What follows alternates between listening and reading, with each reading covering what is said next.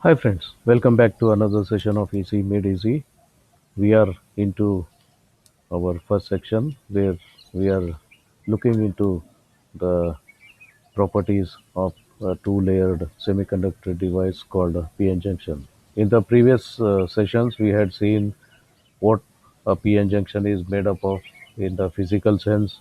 Then we have seen in the energy wise how does a PN junction is going to behave, and at the end we had seen if a PN junction is connected with a potential of this particular polarity, then what would happen. And we have seen that in the beginning there is no flow of current, and later in the second part there will be a quadratic increase in the current, and later there will be a linear increase in the current. This happens because till the potential barrier is crossed, no current is allowed because no free charges are available for flowing. After that, the free charges start made available to the flow of current, and as more and more potential is applied, more and more free charges are available, because of which the current increases. And at the other side, with the increase in potential, the velocity of the charge carriers also increase, which in turn contribute to the increase in the current. And hence there are two contributions for increase in current with increase in the potential. One, more carriers involved in the conduction, and higher the speed of the carriers both together, and hence in the second part we have a quadratic increase. And later, when the potential is increased to such level that all carriers are available for conduction, then one part of increase in current is no more existing, because every free charge carrier is made available for conduction, and hence any increase in potential is not going to make changes in the number of carriers, and hence that component is made to become zero, and only one component remains, that's a velocity component, and hence it keeps increasing linearly. So this whole thing, the way in which this polarity is applied, is called a forward bias. So this what we call is forward bias, and in this forward bias, this is what we expect from it. The other way is called a reverse bias, wherein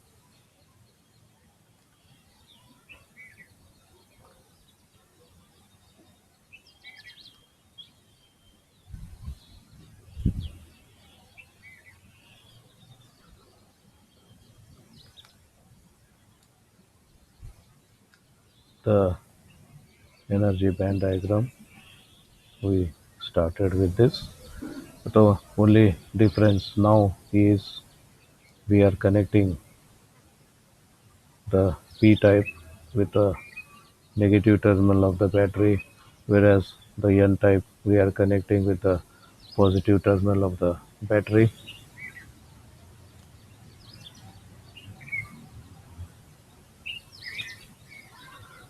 So with this, what would happen is, yes, definitely an imbalance is created in this, but this imbalance is not going to reduce this gap, but instead it increases this gap, because of this potential positive applied here, the electrons are pulled out from here, and because of electrons pulled out from here, this level goes down, because with free electrons coming out, the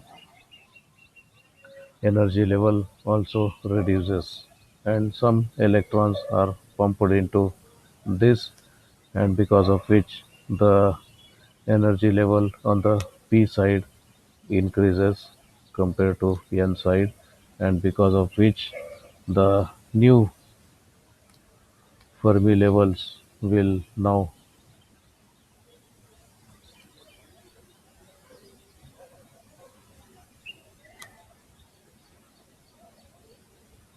will be here. So there will be a gap here, and the free electrons which were available here are further sunk down. So this energy gap which we had called the potential barrier increased, and this increase definitely is not going to make any uh, flow possible. But yes, there is some flow possible in this. The reason is there were some free electrons here. This was because of some thermally agitated electrons breaking the covalent bond gets released, and these we have these electrons are because of breaking the covalent bond, and they are very small in number compared to the holes you have on this side, because these holes were majorly created because of adding the trivalent impurity, and these electrons are because not because of the pentavalent impurity but because of the electron hole pair created by breaking the covalent bond. So very small number of pairs are created because of thermal agitation, and hence a small number of electrons are here. And with this applied potential, these electrons will make a trip round. These electrons will make a trip round, and because this number is very small, and hence a very small current will flow, because of which very small current will flow, and this connection is what we call a reverse bias, because we are biasing it in the reverse direction.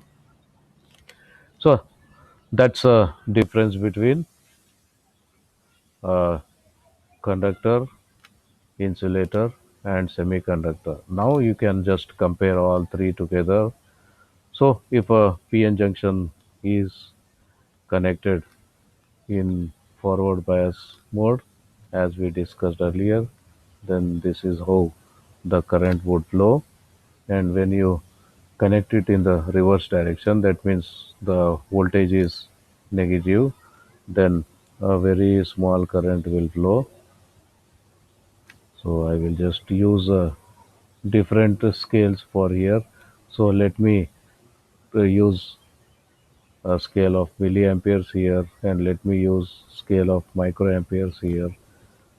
Then if you use milliampere scale, then this keeps increasing indefinitely, whereas this reaches some level and gets saturated. So no more increase possible because very few electrons are available and they start flowing.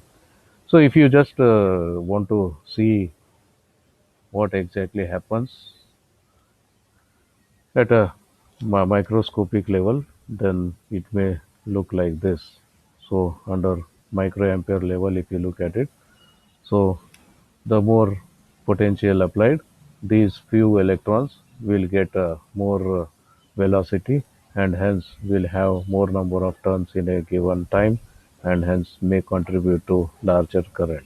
But this large current is only because of very small number of charge carriers, and hence we have very small current flowing.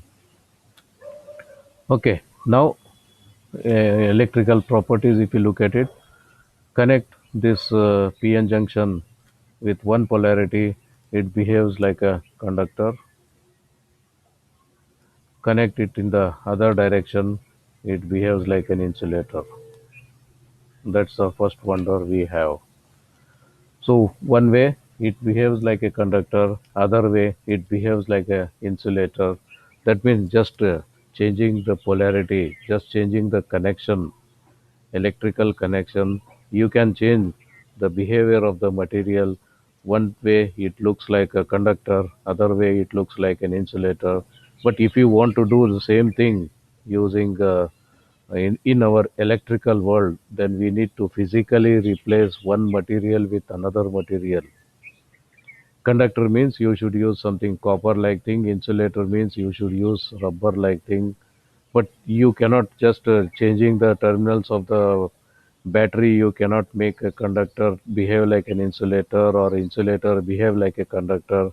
But yes, you can do it with very simple way by just changing the polarity of the connection to this PN junction. One way it behaves like a conductor, other way it behaves like an insulator, and that's where the whole wonder of electronics started.